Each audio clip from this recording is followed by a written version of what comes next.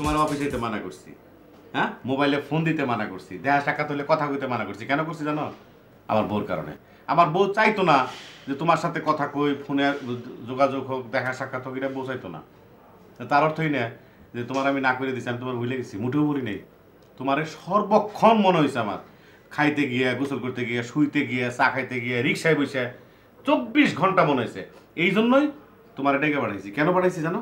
আমার বউর সাথে একটা মিলিমেশ হয়ে গেছে।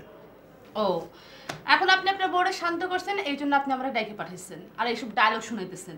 আবার 2 দিন পরে যখন আপনার বউ অশান্ত হয়ে যাবে, তখন আপনি তো আমরা বলবেন যে রুবি তোমার আমি চিনি না, তুমি যাও, খোদা হাফেজ, টাটা, বাই বাই। তো আমি কি এরকম সবসময় আসা যাওয়ার মধ্যেই থাকবো না? না না না, তুমি আসা যাওয়ার মধ্যে থাকবা কেন? তুমি এখানে আছো, এখানেই থাকবা, একবারে মাঝখানে। আর আপনার বউ কই আছে? বউর কথা বাদ দাও, বউ তো এই জায়গায়, আর তুমি আছো একদম মাঝখানে। শোনো, তোমার হাতটা দাও, তোমার হাত ধরে কইতেছি। বউর কাছ থেকে টাকা নিছি, অফিস বানাইছি, সিনেমা বানাবো। সেই সিনেমার নায়িকা কেনা জানো? তুমি। 72 ঘন্টা সারা বাংলাদেশের মানুষের কাছে তোমার পরিচিতি এনে দেবো। জায়গায় জায়গায়, অলিতে গলিতে, পোস্টারে, বাসে, লঞ্চে খায় তোমার পোস্টার। মানুষ এমনি দেখবো না, এরকম ভাবে তাকায় দেখবো, রুবি রুবি রুবি। শুনেন, আপনি এইসব ডায়লগ আগেও দিচ্ছেন, ভবিষ্যতেও দিবেন।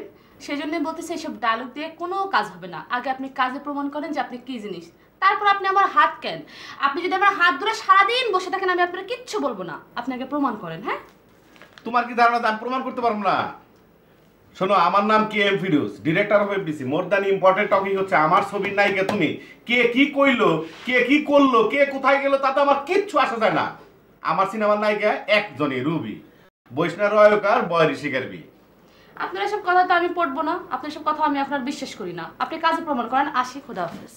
তোমার কি ধারণা আছে আমি প্রমাণ করতে পারবো না?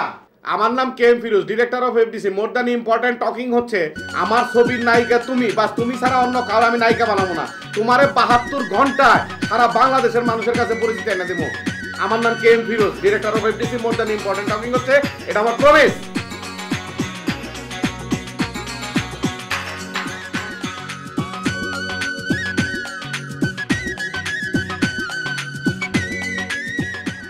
তুমি যে জন্য আমাকে অবহেলা করছো, তাহলে আমার স্বাস্থ্য, আমি স্বাস্থ্যের জন্য কি করছি জানো?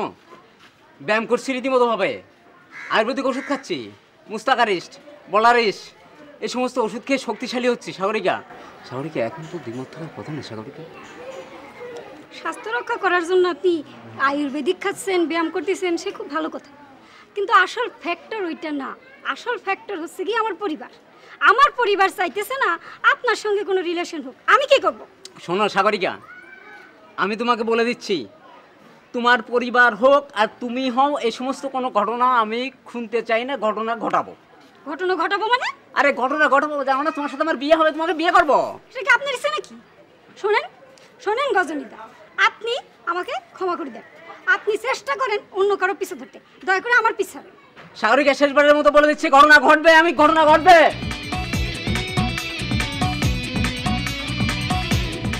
সাগরিকা, এই সাগরিকা, আমি ঘটনা ঘটাবো, তোমাকে ছাড়বো না। বলে দিচ্ছি, আমি তোমাকে ছাড়বো না, ঘটনা ঘটাবো।